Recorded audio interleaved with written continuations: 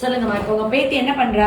ஒரு இடத்த பார்த்து சூஸ் பண்ணிக்கிட்டு அந்த இடத்துலயே உட்காந்துட்டு யோசனை நம்ம என்ன கேட்குறோமோ பதில் சொல்லுவா. ஆனா யோசனை எல்லாம் அங்கதான் இருக்கும். அதாவது வீட்டோட கார்னர் செவத்தை பார்த்துக்கிட்டு மேல பில்டிங் உயரத்துல பாப்பா. அதை பார்த்துட்டு அவளா அது கூட பேசுற மாதிரி பேசிட்டு இருப்பா. ஓகே. வேற என்ன பண்றா வீட்டுல? வீட்டுல அவ உலகத்திலேயே இருக்க மாதிரி இருப்பா. நம்ம திடீர்னு ஒரு குரல் கொடுத்தா கொஞ்ச நேரத்துல ரெக்கவர் ஆகி வந்து அதுக்கு பதில் சொல்லுவா. பதில் சொல்றதுன்னா தனியா விளையாடுவா. விளையாட மாட்டா. அவ வந்து ரொம்ப ஓவர் எக்ஸைட்மெண்ட் ஆகுது, ரொம்ப ஹாப்பி ஆகுது, அந்த மாதிரி பண்ணுவாளா? ஆமா. ஒரு காரணமே இருக்காது, திடீர்னு ரொம்ப சத்தமா சிரிப்பா. அந்த மூளையை பார்த்துதான் ஏதோ அவளுக்கா நடந்த மாதிரி சிரிப்பா, இல்ல திடீர்னு அழக்கூட செய்வா, கத்துவா. எதுக்கு திடீர்னு அழுவா. திடீர்னு கொஞ்ச நேரத்துல அந்த திக் திக்குன்னு சவுண்ட் கொடுத்துக்கிட்டே கையை முறுக்கிக்கிட்டே இது பண்ணுவா. ஹேண்ட் கிளாப் பண்ணுவா. அப்படியே கையை முறுக்கிக்கிட்டே கையை தூக்கி கீழே இறக்குவா. Okay okay. வணக்கம், நான் உங்க டாக்டர் ஆஷா லெனின் பேசுறேன். இப்போ வந்துட்டு நம்ம பார்த்தோம் இல்லையா, இதுல வந்து என்னன்னா நிறைய ஃபோன் டிவி பார்க்குற குழந்தைங்களுக்கு அதிகமான அளவுக்கு டோப்பமைன் செக்ரேட் ஆச்சுன்னா, டோப்பமைன் எக்ஸஸ் ஆச்சு அப்படின்னு சொன்னால் அவங்க வந்து பயங்கர ஹாலுசினேட் பண்ண ஆரம்பிப்பாங்க. இல்லாத உருவத்தை, இப்போ கார்னரில் செவத்தில் பார்த்தா யாரோ நிற்கிற மாதிரி, ஒரு ஆள் கூட பேசுகிற மாதிரி, நிறைய ஃபோன் டிவி பார்த்துட்டு இருக்கிற சாதாரண ஒரு 14-15 வயசு ஆட்களே என் கூட பேசுகிறாங்க, சாமி பேசுது, யாரோ ஒருத்தவங்க பேசுகிறாங்க, ஒருத்தவங்க வந்து நீ போய் சாகுன்னு சொல்கிறாங்க, ஒருத்தவங்க நீ வாடுன்னு சொல்கிறாங்க. 2 மைண்ட்ஸ் இருக்கும் அவங்களுக்கு. 2 wills. என்னன்னா காதுக்குள்ளே யாரோ ஒருத்தவங்க கமெண்ட்ஸ் கொடுத்துட்டே இருக்கிற மாதிரி, இவங்களை வழி நடத்திட்டே இருக்க மாதிரி, யாரோ இவங்களை இயக்கிற மாதிரி. அது பெயின் வச்சுட்டாலும் பிசாஸ் வச்சாலும் இதெல்லாம் ஹாலுசினேஷன், இல்யூஷன், டெல்யூஷன், எக்ஸ்ட்ரீம் பேர் தான் ஸ்கிசோஃப்ரினியா. ஸ்கிசோஃப்ரினியானா என்னன்னா, ஒரு ஆளுக்கு இது 3 தான் அவங்க ஸ்கிசோஃப்ரினியா. ஹாலுசினேஷன் இருக்கும், இல்யூஷன் இருக்கும், டெல்யூஷன் இருக்கும். இல்லாத விஷயங்கள் இருக்கிற மாதிரி இருக்கும், இருக்கிற விஷயங்கள் இல்லாத மாதிரி இருக்கும். இப்போ டோப்பமைன் இவங்களுக்கு ஃப்ளக்சுவேட்டிங்காக இருக்கும், ரொம்ப கூட தான் இருக்கும். ஆட்டிசம்க்கு சம்டைம்ஸ் டோப்பமைன் ரொம்ப கம்மியாக இருக்கும். அப்போ அவங்க வந்துட்டு அவங்களுக்கு ரிவார்டே இருக்காது, ப்ராப்பராக தூக்கம் இருக்காது. ஸோ அவங்க வந்து பயங்கரமாக அழுவாங்க. திடீர்னு ஒரு விர்ச்சுவல் ஆட்டிசம் குழந்தை ஒரே சமயத்தில் பயங்கரமாக அழுகுது, செல்ஃப் க்ரையும் இருக்குது, காரணமே தெரியல. அந்த டைமில் அவங்களுக்கு டோப்பமைன் ட்ராப் ஆகுது, டோப்பமைன் ரொம்ப எக்ஸஸ் ஆகுது. அப்போ அவங்க வந்துட்டு ரொம்ப எக்ஸைட் ஆகுறது, ரொம்ப ஹாப்பி ஆகுறது, ரொம்ப குதிக்கிறது. இப்போ அது வந்து பிகாஸ் ஆஃப் மொபைல் டிவின்றனால தான் டோப்பமைன் மட்டும் ஸ்பெசிஃபிக்காக சொல்கிறேன். இவங்களுக்கு வந்து ரொம்ப செல்ஃப் லவ் பண்ணுறதுனால கூடவே என்டார்ஃபின்ஸ் கூட செக்ரேட் ஆகிறதுனால அவங்களுக்கு பெயின் தெரியறதில்ல.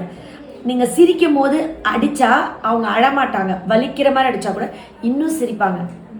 புரியுதுங்களா?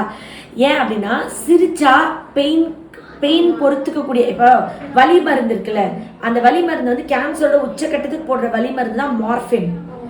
அந்த மார்ஃபின் வந்து இயற்கையாகவே நம்ம உடம்புல கொஞ்சம் செக்ரேட் ஆகும், அது பேர் தான் என்டார்ஃபின். பிரெயின் செக்ரேட் பண்ணும். ரொம்ப நம்ம சிரிச்சு ஹாப்பியாக இருந்தால் இந்த என்டார்ஃபின் செக்ரேட் ஆகும். கை வலி, கால் வலி, மூட்டு வலி, உடம்பு வலி இல்லாமல், நம்ம உடம்புல வலி இல்லாமல் இன்ஃப்ளமேஷன்லாம் பார்த்துக்க அது உதவுது. இப்போ இவங்க வந்து ஒரு பார்க்லலாம் போய் நிறைய பேர் கை தூக்கிட்டு ஹாஹான்னு வயசாக சிரிப்பாங்களே, ஏன்னா அவங்களுக்கு மூட்டு வலி பெயினை பொறுத்துக்கிறதுக்காக அது.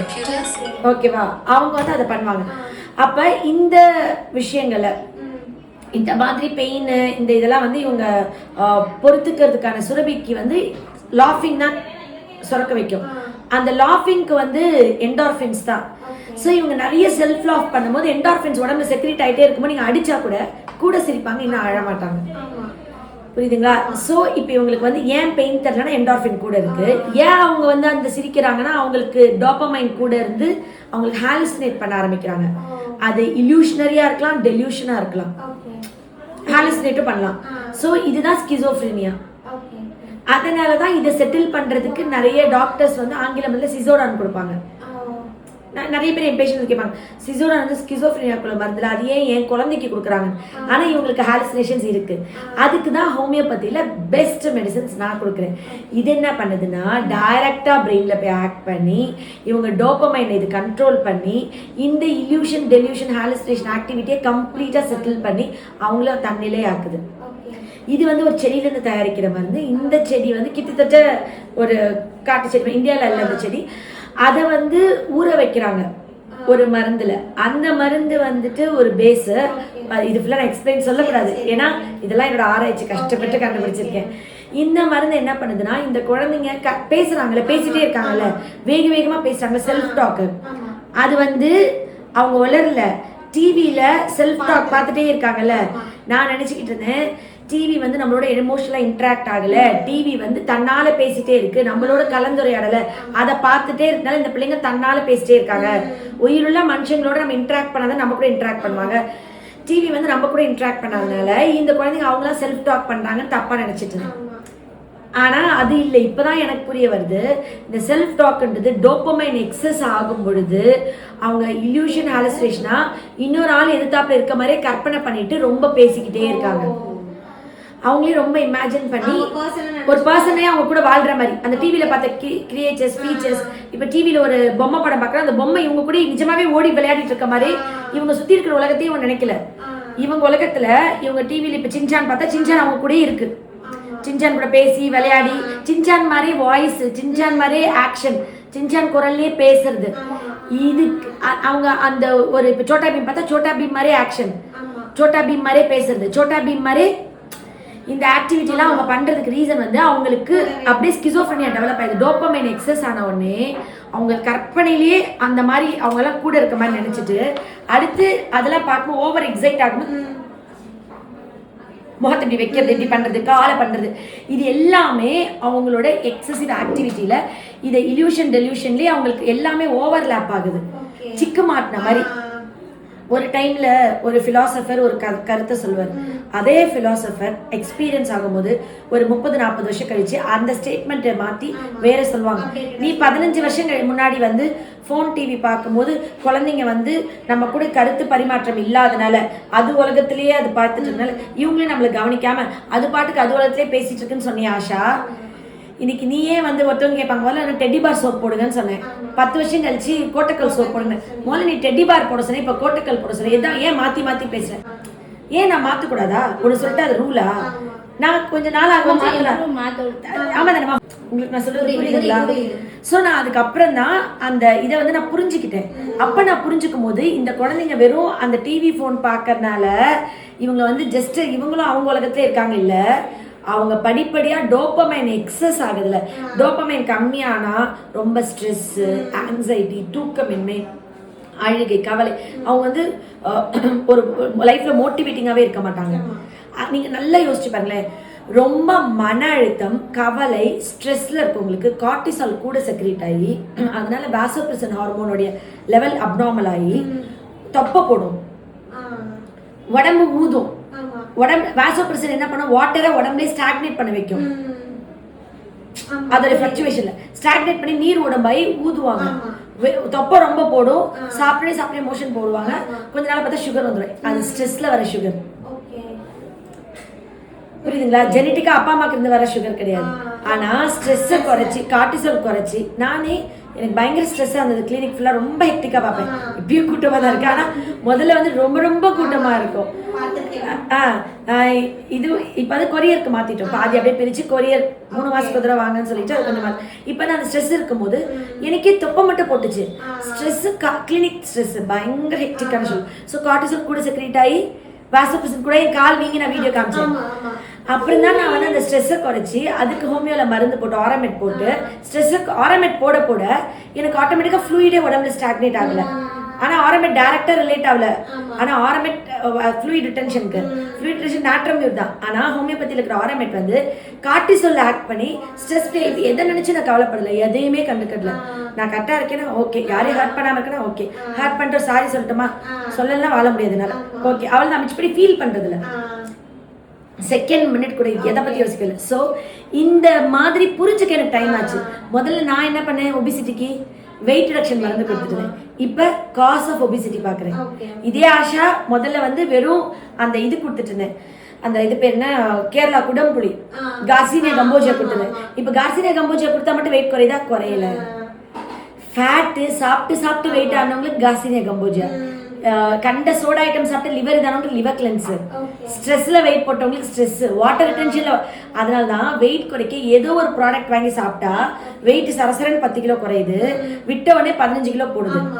ஆனா ஆஷாட்ட வெயிட் குறைக்க மருந்து சாப்பிட்டா பர்மனண்டா இருக்கு. காஸ் கண்டுபிடிச்சி ஸ்ட்ரெஸ்னாலயா, ஓவர் ஈட்டிங்னாலயா, வயிறே பெருசாயிடுச்சா, இல்ல அவங்களோட ஃபுட் ஹேபிட்டா, லைஃப் ஸ்டைலா, தூக்கமா, வாட்டர் ரிட்டென்ஷன் எல்லாத்தையும் சார்ட் அவுட் பண்ணி பண்றது. ஆட்டிசம்ல அதுதான் மேட்டர். ஆட்டிசம் வந்து எல்லாரும் என்ன கன்ஃபியூஸ் பண்ணிடுறாங்கன்னா விர்ச்சுவல் ஆட்டிசம், உள்ளார மருந்து கிடையாது. இப்ப நீங்களே என்கிட்ட ஒரு வருஷம் மருந்து இப்ப ஸ்கிப் பண்ணிட்டீங்க, ஒரு வருஷம் கழிச்சு இப்ப வந்திருக்கீங்க, ஒரு வருஷம் என்ன பண்ணீங்க, தெரப்பி விட்டீங்க. நீங்க என்கிட்ட கரெக்டா மருந்து சாப்பிட்டுருந்தீங்க, உங்க பாப்பா நல்லா இம்ப்ரூவ் ஆனா. நடுவுல இந்த மருந்தை குவிட் பண்ணி தெரப்பி போனதுக்கு ரீசன் என்ன? எல்லாரும் எல்லாரும் இருக்கவங்க எல்லாம் சொல்லி இதனால நல்லா ஆயிடுவா அப்படிங்கிற இது. ஸ்கூல் போனா நல்லா ஆயிடுவா, உங்க ஹஸ்பண்ட் 5 வயசு தான் பேசுவாங்க, 5 வயசுல பேசிடுவா, பிள்ளைகளோட பழகனா பேசிடுவா, இவ வந்து தெரப்பி விட்டதான் பேசுவா, உள்ளார சாப்பிட்ட மருந்தே இல்லைன்னு சொன்னாங்க. நீங்களும் நிறுத்துனீங்க. இப்போ ஒரு வருஷம் கழிச்சு திருப்பி என்ன பண்ணீங்க, ஏன்ட்டே வந்துட்டீங்க. அதே நான் எங்க நிறுத்தணும்னா அந்த ஸ்டேஜ்ல இருக்கா பாப்பா. இன்னைக்கு இது என்ன சொல்ல புரிய வைக்க விரும்புறேன்னா, நீங்க இந்த இல்யூஷன், ஹாலுசினேஷன், டெலியூஷன் இருக்கிற குழந்தைங்களுக்கு மசாஜ், தெரப்பி, நீங்க என்ன பண்ணாலும் கைக்கு ஒர்க்கு, டாக்டைல், சென்சரி, மோட்டாரு, ஸ்டிம்மிங்கு, அது இதுன்னு அதுக்கு என்ன பேர் வச்சாலும் அதுல அந்த விஷயத்த ஹாலுசினேஷன் எப்படி கியூர் பண்ண முடியும்? மசாஜ்ல எப்படி கியூர் பண்ண முடியும்? தெரபில அது அது நீங்க தானே சொல்லணும். நீங்க தானே ஒரு வருஷம் என்ன விட்டுட்டு போனீங்க. நம்பிக்கையா? ஆமா, இப்பதான் புரியுது. ஒரு உலகத்துல இருக்கா, இப்ப நான் மசாஜ் கொடுத்தா அது எப்படி திருப்பி இந்த உலகத்துக்கு வருவா? அப்ப அதுக்கு இன்டர்லாம் மருந்து கொடுக்கணும். அதுக்கு மருந்தும் இருக்கு, அதுக்கு மருந்து இருக்குன்றது இப்ப நான் இன்னொரு வீடியோ, அடுத்த ஒரு வீடியோ போடுறேன்.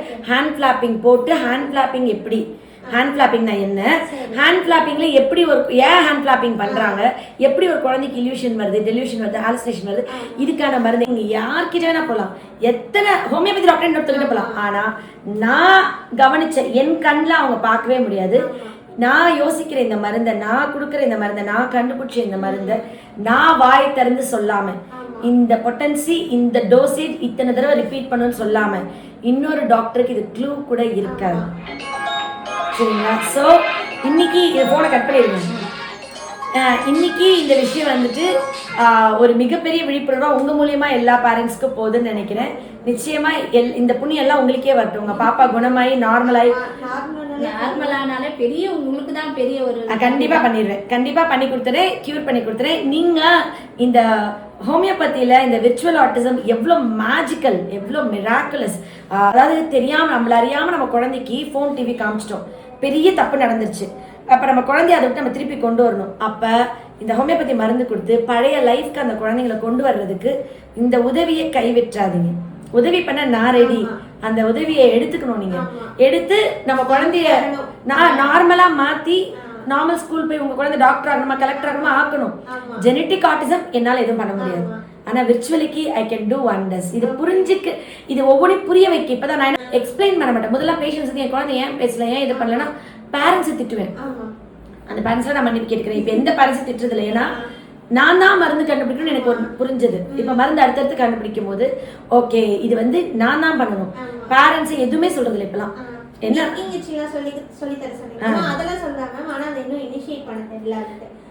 எல்லாமே மேம் இப்ப இதே பாப்பா கம்ப்ளீட்டா கியூர் ஆயிட்டா அப்படின்னு ஒரு 6-7 மந்த்ஸ்க்குள்ள முடிச்சிடறேன். நான் எப்பவுமே லேட் ஆச்சு.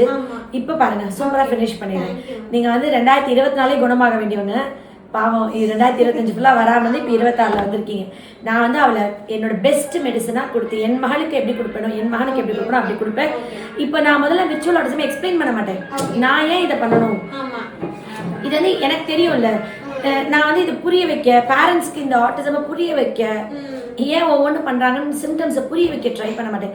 ஏன் இவங்க லாசிவியஸ் ஆகுறாங்க, ஏன் எக்ஸ்ட்ரீமா பொம்மை படம் தான் பாக்குறாங்க, ஆம்பளை பையனால ஏன் அவன் ஆணுறுப்புல கை வச்சுட்டே இருக்கான், ஏன் மாஸ்டர்பேட் பண்றான், ஏன் குப்பரப்படுத்தி தேய்க்கிறான், அதுக்கு என்ன மருந்து இருக்கு, ஏன் ட்ரெஸ் கழட்டி போட்டு நேக்கடா இருந்தா கூச்சம் தெரியாம வெளியே வராங்க, அவங்களுக்கு நம்ம அதை சொல்லி கொடுக்கணுமா, ஏன் அவங்க நம்மளாம் ட்ரெஸ் போட்டு தானே இருக்கோம், ஏன் அதை பார்த்து கத்துக்கல, இந்த லாசிவியஸ்னா என்ன, அது ஏன் அவங்க மாஸ்டர்பேட் பண்றாங்க, அந்த செக்ஷுவல் பிரைவேட் பார்ட்ஸ்க்கு என்ன மருந்து நான் கொடுக்குறேன், எப்படி அதை வேலை பார்க்குது, இதெல்லாம் நான் விளக்கம் கொடுக்கணும்னு நினைக்கல, சொல்லி கொடுக்கணும்னு நான் நினைக்கிறேன்.